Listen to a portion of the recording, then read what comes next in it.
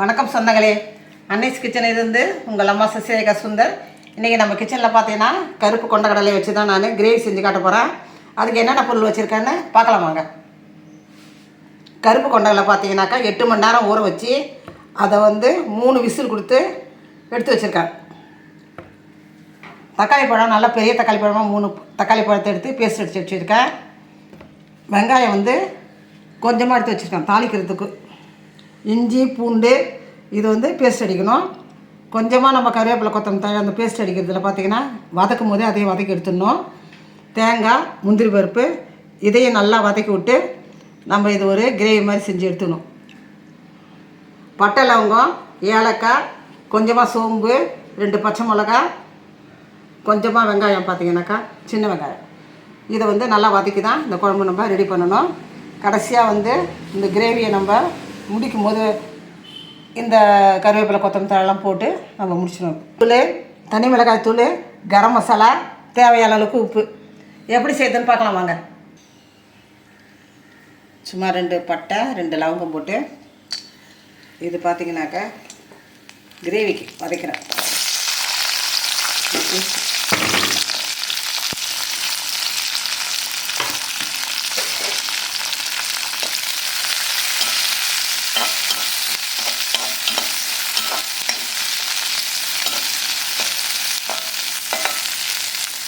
கொஞ்சமாக இஞ்சி பூண்டு இதையும் வதக்கும்.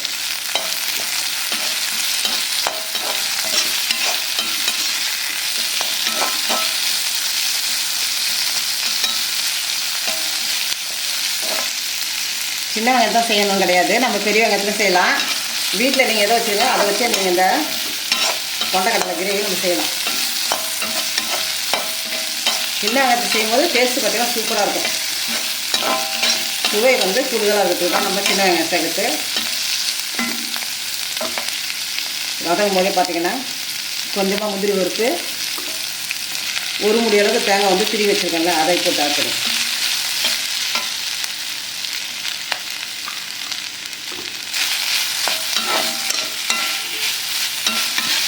இதெல்லாம் நல்லா வதக்கிட்டு தான் நம்ம பேஸ்ட் வச்சுக்கணும்.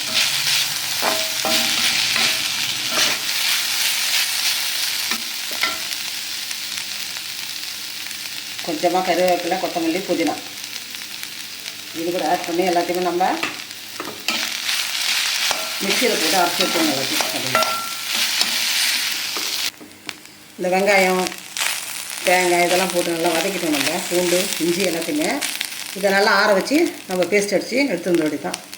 இந்த வெங்காயம், தேங்காய், இஞ்சி பூண்டு எல்லாத்தையும் பார்த்திங்கனாக்கா நம்ம வதக்கிற அந்த மிக்ஸி ஜாரில் அடித்து எடுத்து வந்துட்டோம் பேஸ்ட்டாக. இதை எப்படி சேர்த்துன்னு பார்க்கலாம் வாங்க.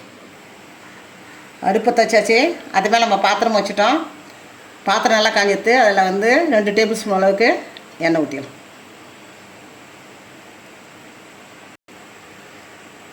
ஒரு டீஸ்பூன் அளவுக்கு நெய் சேர்த்தா கிரேவி ரொம்ப கமகமான வாசனை சூப்பராக இருக்கும். சாப்பிட்றவங்களுக்கும் ரொம்ப டேஸ்ட் அருமையாக இருக்கும். பார்த்திங்கன்னா நெய் நல்லா காஞ்சிட்டு இப்போ நம்ம எடுத்து வச்சுருந்தா சோம்பு, பட்டை, லவங்கம், ஏலக்காய் ஆட் பண்ணிடுவோம்.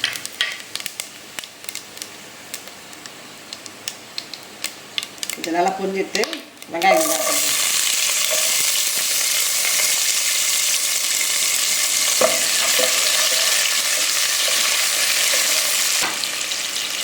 ரெண்டு பச்சை மிளகா வச்சுட்டா இப்படி இதில் ஆட் பண்ணுவோம்.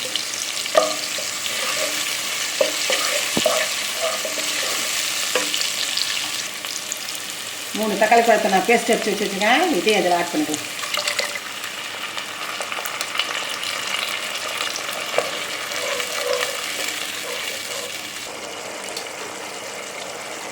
தக்காளி பார்த்திங்கனாக்கா ஒரு 2 நிமிஷத்துக்கு மேலே நல்லா வதக்கியாச்சு.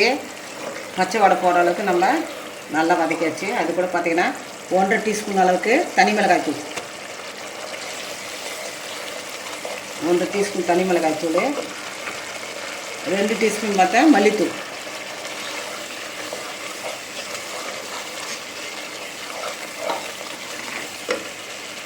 அரை டீஸ்பூன் பார்த்தா கரம் மசாலா. இதையும் நல்லா வதக்கணும். பார்த்திங்கன்னா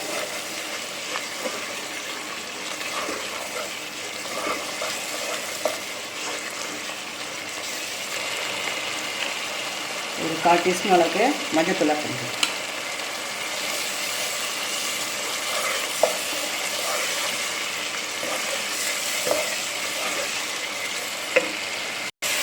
இப்போ பார்த்தீங்கன்னா நம்ம அரைச்சி வச்சிருந்த இந்த மசாலா இதில் ஆட் பண்ணிக்கலாம். மிக்ஸி ஜாரை நம்ம கழுவி வச்சுருக்கோம், அதையும் இதில் ஆட் பண்ணிக்கலாம்.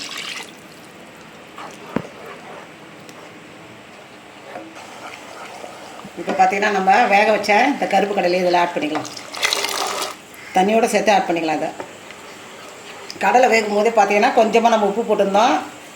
இப்போ இந்த கிரேவிக்கு தேவையான அளவுக்கு நம்ம உப்பு ஆட் பண்ண வேண்டியதுதான்.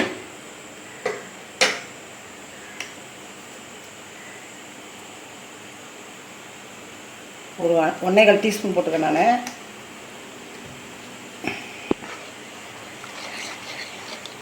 நல்லா ஒரு 5 நிமிஷம் கொதிக்கட்டோன்னு மூடி போட்டு நம்ம 5 நிமிஷம் நல்லா கொதிக்கட்டோன்னு பார்த்துட்டு அதுக்கப்புறம் திறந்துப்போம்.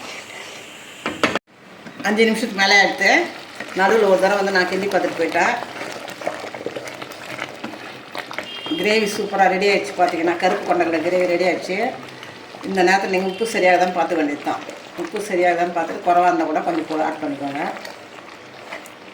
இப்போ இதில் உப்பு சரியாக இருக்குது. கொஞ்சமாக நறுக்கி வச்சா கருவேப்பிலை கொத்தமல்லி தழை எல்லாம் ஆட் பண்ணிக்கலாம். கேஸ் ஆஃப் பண்ணிட்டு வேறு ஒரு பாத்திரத்தை மாற்றி காட்டுறேன். நம்ம அன்னைஸ் கிச்சனில் பார்த்தீங்கன்னா இன்றைக்கி கருப்பு கொண்டக்கடலை வச்சு தான் நான் ஒரு கிரேவி செஞ்சுருக்கேன். இது பார்த்தீங்கன்னா ரொம்ப உடம்புக்கு ஆரோக்கியமானது. நம்ம அடிக்கடி செஞ்சு குடும்பத்தில் இருக்க அத்தனை பேரும் நம்ம சாப்பிட்லாம்.